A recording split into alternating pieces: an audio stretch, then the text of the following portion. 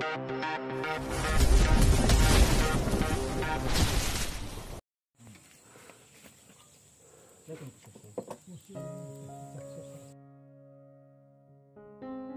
61. Tersakiti karena suamiku sendiri. Nak, dengarkan kata hatimu. Jawablah sesuai hatimu. Ucap Pak Ilham menatap Nia dengan penuh keyakinan. Tania, will you marry me? Ucap Elo mengulanginya dengan berlutut sambil menyodorkan kotak cincin pada Nia. Nia terdiam. Dia masih tak percaya jika kini dirinya telah dilamar seorang pria yang begitu mencintainya. Apa kamu menolakku? Tanya Elo sendu. Karena Nia tidak juga merespon lamarannya. Elo putus asa, yang tadinya dia mendongak kini dia menundukkan kepalanya dengan rasa berkecambuk di hatinya. Dia tidak bisa mendapatkan cinta dari gadis yang begitu dia cintai selama ini. Marcelo. Yes, you will. Akhirnya Nia pun mengucapkan jawaban yang begitu Elo inginkan. Elo kembali mendongakkan kepalanya dan menatap pada gadis pujaannya. Cinta yang selalu dia pendam kini telah ia utarakan, dan kini dia mendapatkan jawaban yang membuatnya tersenyum senang dengan hatinya yang tengah berbunga. Are you serious? I'm serious. Elo tersenyum dan meneteskan air mata bahagianya. Akhirnya perasaan itu terbalaskan, andai saja dulu dia cepat datang sebelum Nia dijodohkan dengan Alan. Pastinya dari dulu dia dan Nia bahagia, dan Nia takkan pernah merasakan pedih di hatinya. Pak Ilham, Pak Sanjaya dan Oma bertepuk tangan dan menghampiri Nia dan Elo. Mereka bertiga ikut meneteskan air mata kebahagiaan, cincin berlian itu kini tersemat di jari manis Nia. Kami ikut senang mendengarnya. Ucap Pak Sanjaya dengan menepuk-nepuk pundak putranya. Sebaiknya pernikahan dilangsungkan secepatnya. Pinta Oma bersemangat, beliau sudah tidak sabar melihat cucunya menikah dengan gadis pujaannya. Lebih cepat lebih baik, ucap Pak Ilham dan Pak Sanjaya bersamaan. Nia dan Elo saling menatap, mereka saling tersenyum dan merasa canggung. Ini untukmu. Ucap Elo kembali menyodorkan sesuatu pada Nia. Terima kasih. Hati Nia semakin berbunga-bunga saat Elo memberikan buket bunga kesukaannya padanya. Ini pertama kalinya dia diberikan buket bunga oleh seorang pria. Bahkan saat menikah dengan Alan pun tak pernah dia memberikan bunga. Jangankan bunga, sebuah sapaan dan senyuman pun tak pernah Nia dapatkan dari Alan. Mereka pun membahas pernikahan Nia dan Elo tanpa menunggu persetujuan Bu Sanjaya. Menurut Oma tidak perlu menunggu Bu Sanjaya setuju. Tante di mana Om? Tanya Nia kini matanya berkeliling mencari Bu Sanjaya di sekeliling taman itu. Namun dia tak juga menemukan Bu Sanjaya. Oh, tadi Tante pamit ke toilet sebentar. Tapi kenapa lama sekali ke toilet saja, gerutu Pak Sanjaya. Biarkan saja dia tidur di toilet. Celetuk Oma. Pak Ilham pamit untuk pergi ke toilet sebentar, Elo pun mempersilahkan Nia untuk duduk dan makan malam bersamanya. Makan malam yang begitu romantis, sedang Pak Sanjaya dan yang lain sudah disiapkan meja makan yang terpisah sedikit jauh dari Nia dan Elo. Bruk, suara seseorang terjatuh.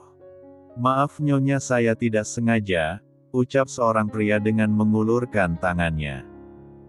Lain kali kalau jalan lihat-lihat, ucapnya ketus dan masih sibuk membersihkan tangannya tanpa menerima uluran tangan pria itu. Wanita itu mendongak melihat ke arah suara yang menyebut namanya. Ilham. Bu Sanjaya pun bangun dan menerima uluran tangan Pak Ilham. Apa kabarnya kamu dan keluargamu? Tanya Pak Ilham. Baik Ham, kamu sendiri gimana kabarnya? Pasti anak-anakmu sudah besar?" tanya Bu Sanjaya yang tadinya judes kini menjadi sedikit ceria. Kini mereka saling bercerita tentang keluarga dan juga anak-anaknya. Bu Sanjaya juga menceritakan tentang kehadiran Nia yang tak diinginkannya, tapi suami bahkan mertuanya begitu menyukai gadis itu. Pak Ilham hanya tersenyum mendengar cerita Bu Sanjaya. Mereka melangkah menuju di mana Nia dan Elo berkumpul dengan keluarganya. Di ibu kota, rumah Alan sedang ada keributan. Lagi-lagi Alan dan Lala bertengkar untuk yang kesekian kalinya. Lala tidak terima jika dia terus-terusan diabaikan oleh Alan, sedang Alan sibuk pergi mencari-cari Nia entah kemana. Meminta rekan kerja Nia yang dulu juga percuma, hasilnya nol besar. "Lebih baik kita berpisah, Mas." Dengan suara bergetar Lala memberanikan diri untuk berpisah dengan Alan. "Lala, sampai kapanpun aku tak akan melepaskanmu. Aku ingin kita bertiga kumpul bersama, dan tolong sabarlah saat aku sibuk mencarinya. Seperti sabarnya dia dulu melihat kita beradegan mesra di hadapannya. Aku bukan Nia, Mas, tolong jangan samakan aku dan dia. Aku akan pergi, dan kau carilah dia sampai kau dapat." Ucapnya lalu melangkah keluar rumah. Namun tangannya tertahan oleh cengkraman Alan. "Sakit, Mas, lepaskan." Lala kesakitan dan terus berusaha melepaskan cengkraman Alan, namun tak juga bisa terlepas. "Aku tidak akan melepaskan, ayo masuk."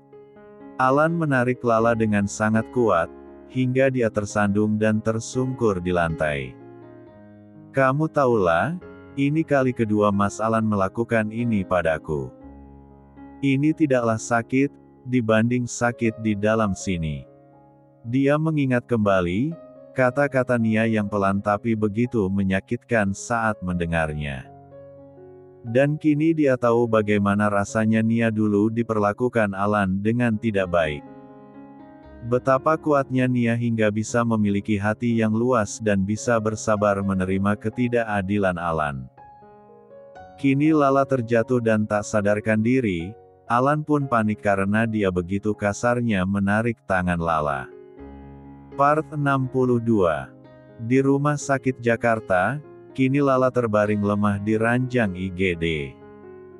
Alan terlihat panik karena dia telah membuat Lala tak sadarkan diri. "Bagaimana keadaan istri saya, Dok?" tanya Alan panik. "Dia baik-baik saja, Anda tidak perlu khawatir," jawab dokter. "Istri Anda kini tengah mengandung, jadi jangan biarkan dia terlalu lelah dan banyak pikiran. Karena bisa berpengaruh pada janinnya," ucap sekaligus nasihat dari dokter. Hamil. Maksudnya, Dok?" ucap Alan tak percaya. "Iya, sudah 3 minggu," jawab dokter dengan tersenyum. Alan terdiam, dia tak tahu apa yang harus dia lakukan. Apa harus bahagia dengan adanya sebuah nyawa di dalam perut wanita yang kini tengah terluka olehnya. Sedang dirinya masih ingin fokus mencari keberadaan Nia.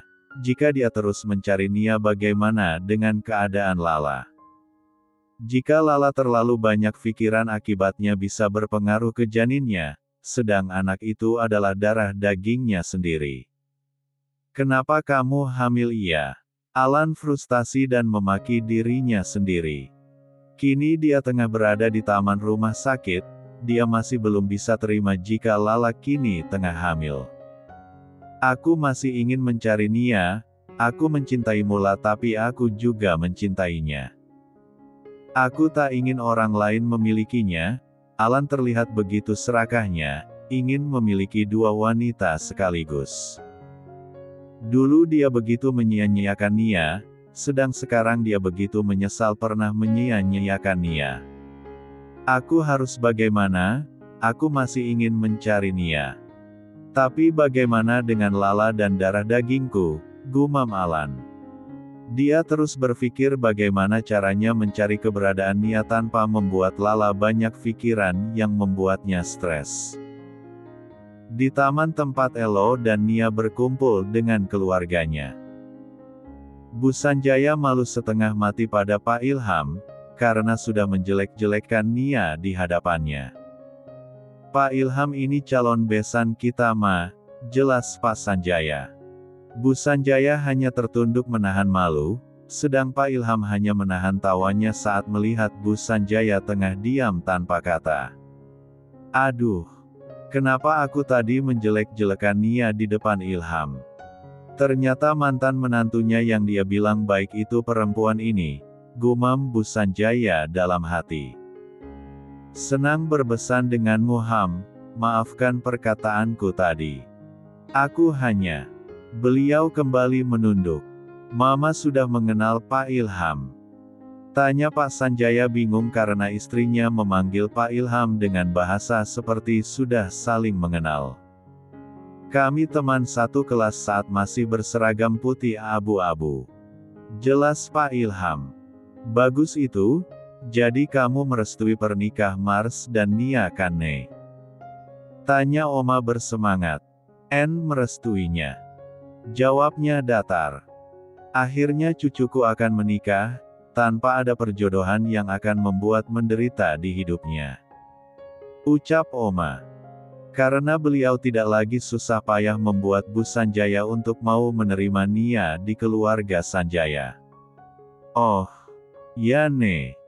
Jika nanti kamu sudah mengenal Nia, kau pasti akan tahu baik atau tidaknya putriku. Walau dia hanya mantan menantuku tapi dia sudah seperti anakku sendiri," jelas Pak Ilham, semakin membuat Bu Sanjaya menyesal akan perkataannya tadi. Sebenarnya beliau sangat ingin marah pada Bu Sanjaya, tapi tidak mungkin beliau marah di depan Nia dan yang lain. Itu bisa membuat Nia semakin minder akan status dirinya. Mereka melihat Nia dan Elo yang sedang menikmati dinner pertama mereka. Pak Ilham akhirnya bisa melihat putrinya yang nampak bahagia saat bersama Elo. Bisa tertawa bahak dengan keisengan dan kekonyolan Elo. Berbeda jauh saat melihat Nia bersama Alan, yang terlihat hanya keasingan dari pasangan suami istri. Hari berganti hari, minggu berganti minggu. Hingga tiba saat Elo dan Nia akan menikah. Besok adalah acara pernikahan Elo dan Nia. Persiapan sudah selesai 100%, dari gaun pengantin hingga gedung pernikahan pun sudah siap semua. Nia senang karena Lena dan kawan-kawan yang lain akan datang di pernikahannya. Mereka sudah dianti-anti oleh Elo agar Alan dan Lala tidak mengetahui rencana pernikahan mereka. Jika nanti kita sudah menikah, boleh tidak ayah tetap ikut tinggal bersama kita?" tanya Nia sepulang dari butik untuk mencoba gaun pengantinnya. "Aku tahu kamu begitu menyayangi Om Ilham, aku tidak akan keberatan jika beliau tinggal bersama kita. Beliau lebih nyaman denganmu ketimbang dengan anak kandungnya sendiri." "Aku paham akan hatimu Nia," jawab Elo tegas. "Terima kasih El, kamu begitu mengerti aku." "Sama-sama, apapun yang membuatmu bahagia pasti aku lakukan. Asalkan itu tidak membahayakan dirimu," ingin rasanya dia memeluk Nia. Tapi dia sadar jika Nia tak mungkin mau disentuh pria yang belum menjadi mahramnya. "Elo, penantian panjang itu sebentar lagi akan menjadi kenyataan, cinta yang tak pernah berani aku utarakan. Kini sudah mendapatkan jawaban, semoga aku dan kamu bahagia dengan mempersatukan cinta kita atas izin Allah. Hanya karena takut tidak mendapatkan balasan, aku rela menyakiti hatiku sendiri agar melihat kamu bahagia. Kenyataannya kebahagiaan itu tak pernah kamu dapat, dan itu semakin membuatku hancur. Hancurnya hatiku bukannya karena tak bisa memilikimu, melainkan karena kebahagiaan yang tak bisa kamu dapatkan dari orang yang kamu cintai. Aku berjanji, aku akan selalu menjagamu dan melindungimu. Aku akan membahagiakanmu dengan ketulusan cintaku yang apa adanya. Semoga kamu selalu bahagia bersamaku, takkan kubiarkan seorang pun menyakitimu. Part 63. Di gedung tempat Elo dan Nia akan melaksanakan akad nikah dan resepsi pernikahannya. Kini Elo sudah duduk dan siap mengucapkan ijab kabul, dan kini sudah dihadiri banyak saksi. Bismillahirrahmanirrahim, Elo berdoa dalam hatinya. Dia berharap acaranya berjalan dengan lancar dari awal hingga akhir acara. Sudah siap Mas? Tanya penghulu pada Elo. Insya Allah sudah Pak. Jawab Elo. Ada rasa deg-degan hingga tubuh dan tangannya sedikit gemetar dan panas dingin. Kini Elo telah mengucapkan ijab kabulnya dengan lancar dan dengan satu tarikan nafas. Dia tak bisa menahan air matanya, perasaan yang tadinya tegang kini dia sudah merasa lega karena mereka sudah resmi menjadi suami istri. Sungguh suatu anugerah yang luar biasa karena bisa menikahi gadis yang begitu dia puja. Kini Nia tengah berjalan dan tersenyum menghampirinya dengan digandeng oleh Oma dan Bu Sanjaya, dan duduk di samping Elo. Kini Nia mencium punggung tangan Elo yang telah sah menjadi suaminya, Elo pun mencium kening Nia. Alhamdulillah, penantian panjangku kini sudah terwujud. Lirih Elo saat mencium kening Nia. Alhamdulillah. Balasan Nia. Setelah selesai melakukan sejumlah rangkaian susunan akad nikah, mereka menyematkan cincin di jari manis pasangannya. Kemudian mereka mendengarkan nasihat untuk sebuah pernikahan. Elo begitu memahami semua yang dijelaskan penghulu padanya, begitu juga Nia. Apalagi tentang hak dan kewajiban pasangan suami istri, yang harus bisa menghargai satu sama lain. Karena sebuah pernikahan harus ada cinta, pengertian, kepercayaan dan yang paling penting bukan karena paksaan. Dulu aku menikah karena rasa terpaksa di antara aku dan Mas Alan. Mungkin sebab itulah aku dan dia berpisah dan tidak bisa bersama-sama. Semoga aku dan Elo bersama selamanya hingga maut memisahkan. Gumam Nia membayangkan pernikahan yang dulu begitu menyakitkan. Acara resepsinya kini sudah dimulai, pembawa acara pun menyambut kedua pengantin untuk masuk ke gedung acara resepsinya dan mempersilahkan pengantin untuk duduk di kursi pelamin. Dan disusul oleh orang tua mereka dan duduk di kursi masing-masing. Nia, aku tak menyangka kamu mau menikah dengan jomblo mengenaskan ini. Ledek Lena saat memberi ucapan pada Nia dan Elo. Aku juga gak ngangka aku bisa menikah dengan Elo, tapi jodoh siapa yang tahu Len? Jawab Nia dengan menggandeng lengan Elo. Itu mulut kalau ngomong. Ucap Elo kesal dengan mengalihkan pandangannya dari Lena. Awas minggir. Seru Sinta menarik Lena untuk minggir dan memberinya jalan. Akhirnya perasaanmu terbalaskan, coba saja dari dulu kamu tak menunda-nunda pasti sudah dari dulu kalian bersama. Ucap Sinta. Kalian berdua bisanya cuma meledek Elo saja, seharusnya kalian beri mereka selamat. Seru Johan dengan menggandeng kekasihnya. Selamat kawan. Akhirnya kamu peduli juga dengan hatimu yang haus akan kasih sayang. Johan memberinya selamat namun juga meledek Elo. Kau sama saja dengan mereka. Gerutu Elo. Aku baru tahu tentang perasaanmu dari cerita Sinta kemarin El. Kenapa kamu bisa menyembunyikan itu dari kita semua, dan bodohnya kita tidak pernah menyadari jika kau ada masalah yang kau pendam. Sedangkan kita jika ada masalah kau selalu tahu, ucap Rido dengan menepuk-nepuk pundak Elo. Itu hebatnya aku, bisa tahu masalah kalian. dan kalian takkan tahu masalahku. Ucap Elo. Apa kau punya koco benggolo seperti yang Mak Lampir punya? Celetuk Johan membuat mereka menahan tawanya. Jelas punya, dia tersimpan di sini dan di sini. Jawab Elo menunjuk mata kanan dan kirinya. Coba kulihat, ucap Johan kembali. Dia menghampiri Elo dan ingin melihat mata Elo. Kau mau apa? Ucap Elo dengan menyentil dahi Johan dengan sangat keras. Au! Jelas-jelas aku mau melihat kocomu. Gerutu Johan. Nona, kau harus sabar berhubungan dengan pengacara sogokan ini. Ucap Elo pada kekasih Johan. Aku juga heran orang bodoh sepertimu bisa jadi pengacara. Kini Lena ikut menimpalinya. Dia hanya pintar dalam memisahkan pasangan suami istri, tapi tak bisa memisahkan pikiran bodohnya dari dirinya. Kau cari saja koco benggolo itu sampai dapat. Mereka pun terkekeh dengan omelan Elo yang selalu peduli dengan sahabat-sahabatnya hingga melupakan dirinya sendiri. Itulah yang selalu mereka herankan hingga dia bisa menyembunyikan perasaannya tentang Nia.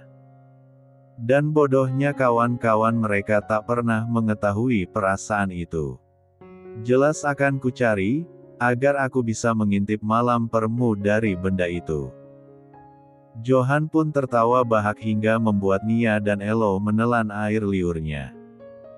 Acara berlangsung lancar dan meriah, dihadiri oleh rekan-rekan bisnis Pak Sanjaya dan Elo. Kerabat terdekat dan juga sahabat mereka, Elo juga sengaja memperketat penjagaan di luar gedung agar tak terjadi sesuatu yang tak diinginkan.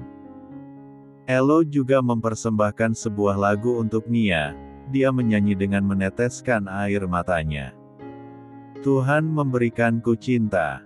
Untuk ku persembahkan hanyalah padamu dia anugerah ku kasih. Hanya untuk berkasih berbagi denganmu atas restu Allah ku ingin milikimu. Ku berharap kau menjadi yang terakhir untukku. Restu Allah ku mencintai dirimu. Ku pinang kau dengan bismillah. Hampa terasa bila ku tanpamu Nia. Hidupku terasa mati bila ku tak. Bersamamu hanya dirimu satu yang aku inginkan, ku bersumpah sampai mati hanyalah Tania. Seluruh tamu undangan ikut bernyanyi dan ikut meneteskan air mata. Elo begitu menghayati lagu tersebut, hingga Nia pun ikut menangis. Dia merasa beruntung dinikahi oleh orang yang bisa mencintainya begitu dalam, dia pun berjanji akan mencintai Elo seperti Elo mencintainya. Tania, aku berjanji akan menyayangimu, menjagamu dan mencintaimu seumur hidupku. Aku berjanji takkan kubiarkan satu orang pun menyakitimu, jangan pernah pergi dariku. Ucap Elo lalu menghampiri Nia yang tengah duduk dan menangis di kursi pelamin. Aku juga mencintaimu El, aku janji takkan pergi darimu kecuali pergi menghadap Sang Pencipta. Kau juga harus berjanji takkan pernah meninggalkanku, ucap Tania dengan sesegukan. Mana mungkin aku meninggalkan wanita yang begitu aku cintai dan wanita itu pun mencintaiku. Elo memeluk erat wanita yang kini sudah menjadi muhrimnya. Bu Sanjaya menangis melihat anak yang beliau tahu tak pernah bersikap manis pada wanita, kini dia bisa membuat dirinya tersentuh atas perlakuan Elo pada Nia. Pa, Mama kira Elo hanya berpura-pura, agar bisa menghindar dari perjodohan Mama. Ternyata dia begitu mencintai gadis itu, Mama jadi merasa bersalah pada Elo. Ucap Bu Sanjaya dan bersandar di bahu suaminya. Kamu harus minta maaf pada mereka, itu pelajaran buat Mama. Apa yang menurut kita baik belum tentu itu yang terbaik untuk anak kita Ma. Jangan pernah mencampuri urusan pribadi anak-anak lagi. Tegas Pak Sanjaya. Iya Pak, Mama akan minta maaf pada mereka. Mama takkan lagi mencampuri urusan mereka, semoga mereka bahagia selalu. Amin. Acara berlangsung lancar hingga akhir acara tanpa ada hambatan. Pak Ilham sangat bahagia. Tadinya beliau cemas karena Pak Ratno menghubunginya. Beliau memberitahu jika Alan sudah tahu di mana Pak Ilham dan Nia tinggal. Namun dia belum tahu jika Nia telah dipinang oleh pria yang begitu dia benci. Part 64. Flashback on. Sore hari Alan datang ke kafe ayahnya di Bandung. Dia ingin bertanya langsung pada Pak Ratno.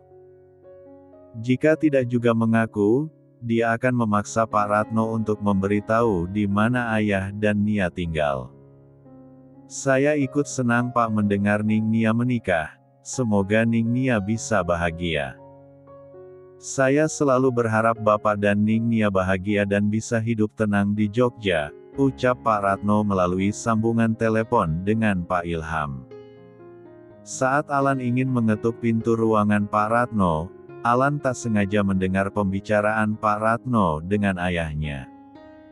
Namun yang dia dengar hanya kalimat-kalimat terakhir, dan dia tak mendengar kalimat pertama.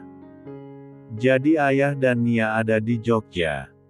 Alan masuk tanpa mengetuk pintu, dan berhasil membuat Pak Ratno kelabakan. Alan, ucap Pak Ilham dari seberang sana saat mendengar teriakan Alan. Alan, ada. Pak Ratno terkejut dan kata-katanya langsung dipotong oleh Alan. Aku sudah dengar semua Pak, jadi jangan bohongi saya. Cepat beritahu di mana alamat ayah dan Nia tinggal. Atau aku akan menghancurkan semua kafe milik ayah. Ancam Alan. Pak Ilham hanya bisa mengusap dada saat mendengar ancaman Alan. Beliau tadinya ingin berbicara namun beliau dipanggil Nia untuk mengambil foto keluarga. Baik saya akan kasih tahu alamatnya. Tapi saya mohon jangan menghancurkan kafe Bapak, kasihan beliau membangun semua itu dari nol. Jika Alan menghancurkan, apa Alan tak takut durhaka pada orang tua? Diam Pak, cepat beritahu alamatnya. Saya tidak akan menghancurkan semua milik ayah. Pak Ratno pun dengan terpaksa memberitahu alamatnya. Beliau berharap Pak Ilham dan Nia akan baik-baik saja. Alan pun pergi dan langsung melajukan mobilnya menuju bandara dengan kecepatan tinggi. Flashback off. Alan sudah berada di Jogja, dia masih mencari alamat rumah Bu Sri dan Pak Ratno. Dia terpaksa meninggalkan Lala sendirian di rumah, dan dia tega berbohong jika ada meeting penting dan mendadak harus pergi ke luar kota. Sebentar lagi aku akan menemukanmu Nia, aku harap dengan usahaku yang terus mencarimu kau bisa membuka hatimu untukku lagi. Gumam Alan sambil tersenyum licik. Assalamualaikum ya. Nia. Ucap Alan dengan mengetuk pintu rumah Pak Ratno, namun tak mendapat jawaban. Kenapa sepi sekali, gumamnya. Memanglah terlihat sepi karena penghuninya sudah tidak tinggal di rumah itu, semenjak Pak Ilham membeli sebuah rumah yang tak jauh dari rumah Pak Ratno. Mereka tinggal di rumah baru, dan Meli pun ikut tinggal bersama Nia agar dia tak kesepian. Dan saat ini Pak Ilham sedang menyaksikan pernikahan Nia dan Elo, jadi tidak akan bisa bertemu dengan penghuni rumah. Halo, ucap Alan kesal saat mengangkat panggilan dari Lala. Halo Mas, apa sudah sampai di tempat meeting? Tanya Lala dari seberang sana. Sudah, aku lelah dan ingin istirahat. Besok saja teleponnya. Ketus Alan lalu mematikan ponselnya. Kenapa dia tidak bisa mengerti aku sedikit saja, mengganggu saja? Gerutunya. Selesai acara pernikahan mereka kembali ke kamar hotel masing-masing, karena Elo menggelar acara pernikahannya di gedung hotel milik papanya. Mereka pun menempati kamar hotel yang memang khusus dibangun hanya untuk pemilik hotel di perhotelan tersebut. Sebaiknya aku tak usah mengatakan ini pada Nia, aku takut dia kepikiran. Ini malam pertamanya dengan Elo, aku tak ingin mereka terganggu dengan berita kedatangan Alan. Gumam Pak Ilham dalam hati. Di kamar lain, yaitu kamar Nia dan Elo. Mereka tengah melakukan sholat berjamaah, ini pertama kalinya Nia sholat dan diimami oleh suaminya.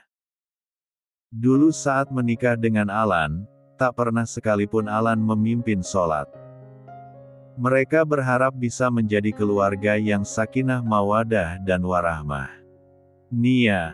Lirih Elo saat Nia duduk dan bersandar pada kepala R4 Jang. Jawab Nia tersenyum. Elo menghampirinya dan duduk di samping Nia. Sini, ucap Elo mengulurkan tangannya agar Nia mau bersandar di dadanya. Nia pun menurut dan bersandar di dada Elo, terasa nyaman dan tenang berada di dekapan suaminya. Apa bisa kita mulai sekarang? Tanya Elo hati-hati mengusap lembut kepala Nia. Nia mengerti maksud Elo, dia merasa malu dan takut, karena ini pertama kalinya. Insya Allah, jawab Nia singkat. Kenapa? Tanya Elo saat Nia menarik selimut untuk menutupinya. Aku malu jawab Nia jujur. Elo terkekeh mendengarnya, sejujurnya Elo tak tahu jika Nia belum pernah OTW dengan Alan. Karena hanya Lena satu-satunya orang yang mengetahui tentang Nia bahkan soal dirinya yang masih ting-ting, karena Alan tak pernah mau menyentuhnya. Elo tahu Nia selalu diabaikan oleh Alan, dan selalu disakiti oleh Alan. Lena tidak pernah menceritakan masalah ting-ting pada Elo, karena dia juga merasa malu dengan cerita seperti itu pada seorang pria. Aku suamimu, jadi kamu harus melayaniku dengan baik. Aku takkan seganas Alan, ledek Elo saat mengingat kejadian di resort milik Alan. Nia pun akhirnya menceritakannya. Nia pikir Lena sudah cerita pada Elo jika dirinya belum diting-ting oleh Alan. Itu semakin membuat Nia merasa Elo begitu mencintainya apa adanya. Aku mengatainya bejat, karena sudah rakus menikahi dua wanita sekaligus. Ternyata waktu itu kamu mau diperkaos olehnya. Part 65. Aku pikir Lena cerita padamu. Ucap Nia menahan rasa, saat tangan Elo astuk bergerilya. Lupakan, mau kamu masih ting-ting, atau sudah di XX Alan. Aku tak peduli, karena aku memang mencintaimu apa adanya sayang. Ucap Elo dan memagut bisbirnya. Elo melanjutkan aksinya, ini juga kali pertama bagi Elo. Makhluk itu kembali mengulangi untuk melakukan aktivitas pencarian emas di puncak Gunung Salak. Elo terus mencium wajah Nia tanpa henti-hentinya, dia masih belum percaya menikahi dan memiliki Nia seutuhnya. Kamu mau kemana? Tanya Elo saat Nia hendak beranjak dari tempat tidur. Mandi dan sholat subuh. Jawab Nia. Dia bergerak pelan dan menggigit kecil bibir bawahnya karena masih merasakan nyeri di bagian intinya. Biar ku bantu. Tawar Elo dan mengangkat tubuh istrinya menuju kamar mandi. Selesai mandi dan keramas, Elo dan Nia menjalankan sholat subuh. Selesai sholat dan berdoa, Nia merasa lemas dan mengantuk. Karena semalaman mereka tak tidur karena sibuk minum madu. Mereka berbaring dan kembali tidur dengan saling. Pagi hari pukul 9. Wib, Oma dan yang lain kini tengah menikmati sarapan di restoran yang ada di Hotel Pak Sanjaya. Kenapa Elo tidak keluar-keluar? Apa mereka tidak lapar? Ucap Bu Sanjaya. Namanya juga pengantin baru, kayak tak pernah muda saja. Sahut Oma. Biarkan mereka istirahat dulu, toh kemarin mereka begitu lelah karena banyak tamu berdatangan. Sahut Pak Ilham. Betul itu, ucap Pak Sanjaya. Kira-kira mereka akan bulan madu kemana ya Pak? Tanya Bu Sanjaya. Papa juga gak tahu, nanti saja jika mereka sudah bangun. Kita tanya langsung sama mereka, sarapan pun berlangsung dengan nikmat. Di dalam kamar, Nia dan Elo sudah bersiap untuk keluar dan sarapan. Mereka berjalan menuju restoran, Elo terus menggenggam tangan Nia dengan mesra. Mereka duduk dan bergabung dengan yang lain. Kamu terlihat pucat, kamu sakit Nia? Tanya Bu Sanjaya kepo. Nia baik-baik saja tante, mungkin karena kelelahan. Jawab Nia gugup. Jangan panggil tante, panggillah seperti Elo. Pinta Bu Sanjaya. Iya ma, Nia baik-baik saja. Kau itu bisa tidak gak usah banyak tanya, mereka kesini mau makan. Malah dikasih banyak pertanyaan, ucap Oma dengan ketusnya. Selesai menghabiskan sarapan mereka kembali ke kamar masing-masing, dan bersiap untuk kembali ke rumah. Di tempat lain, kini Alan tertidur di atas kursi panjang yang ada di depan rumah Pak Ratno. Dia semalaman tertidur di kursi tersebut, karena menunggu Pak Ilham membuka pintu namun tak juga pintu itu terbuka. Maaf Bu, mau tanya boleh? Tanya Alan pada warga yang lewat. Nggeh mas, mau tanya opo toh? Jawab tetangga Pak Ratno. Alan pun bertanya tentang orang yang tinggal di rumah Pak Ratno. Ibu itu pun memberitahu jika mereka sudah pindah rumah, dan ibu itu menunjukkan rumah yang Pak Ilham beli. Sial. Sudah semalaman nunggu hingga rela digigit nyamuk. Ternyata mereka tidak di rumah ini.